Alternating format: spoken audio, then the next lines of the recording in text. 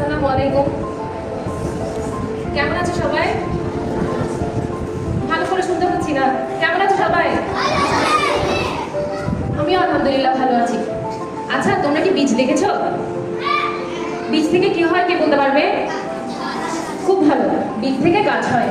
আজকে আমি তোমাদের নিয়ে একটি ছোট্ট বীজের গল্প বলবো। একদিন একটি ছোট্ট বীজ মাটির নিচে পড়েছিল। সে সেখানে নিজেকে খুবই একা মনে করলো। চারিদিকে অন্ধকার ছিল, কোনো আলো ছিল না, কোনো বাতাস ছিল না। সে তখন নিজে নিজে বলতে লাগলো, আমি তো এখানে খুবই একা, আমি কি কখনো মাটির উপর উঠতে পারবো? সে এটা ভেবে কষ্টে একা একা মাটির নিচে বাস করতে লাগলো। তারপর একদিন হঠাৎ করে আকাশে খুব মেঘ করলো। মেঘ থেকে বৃষ্টি হলো। তারপর সেই বৃষ্টির পানি যখন মাটিতে পড়লো, আস্তে আস্তে যখন মাটির নিচে পানিগুলো যেতে লাগলো, মাটি নরম হতে লাগলো, তখন সেই বৃষ্টি একটু স্বস্তি পেল। সে ভাবলো মাটি তো নরম হয়েছে, আমি এবার মনে হয় মাটির উপর উঠতে পারবো। তখন সে আস্তে আস্তে মাটির উপর উঠতে চেষ্টা করলো। এই পথটি মোটেও কিন্তু সহজ ছিল না। সে ওই শক্ত মাটি ভেদ করে উপরে উঠতে উঠতে খুবই কষ্ট পেল। সে ভাবলো, এক পর্যায়ে সে ক্লান্ত হয়ে ভাবলো, এটা তো খুবই কষ্টের কাজ, আমি কি পারবো? আমার মনে হয় থেমে যাওয়া উচিত। কিন্তু ঠিক তখনই সে নিজেকে আবার বললো, না, আমি থামবো না। আমি যদি থেমে যাই তাহলে আমি কখনোই মাটির উপর উঠতে পারবো না, আলো বাতাস দেখতে পাবো না। তখন সে আবার চেষ্টা চালিয়ে যেতে লাগলো। চেষ্টা করতে করতে একদিন সে ঠিকই কোথায় গেল? মাটির উপর উঠে গেল।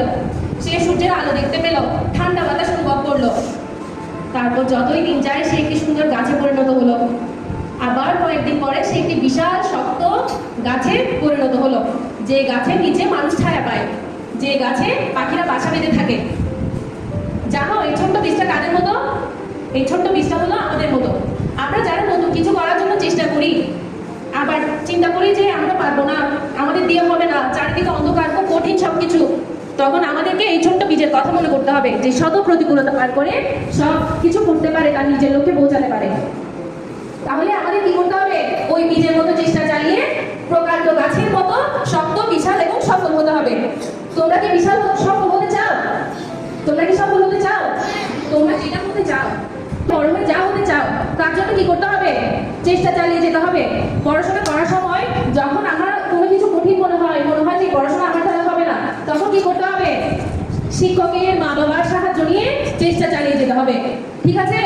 সবাই আমার কথা বুঝতে পেরেছো? মনে থাকবে? তাহলে আমরা কার মতো হব? আমরা ওই ছোট্ট বীজের মতো হব, যে একটি বিশাল এবং শক্ত গাছ হয়ে উঠেছিল। আমরাও একদিন সফল হব। ধন্যবাদ।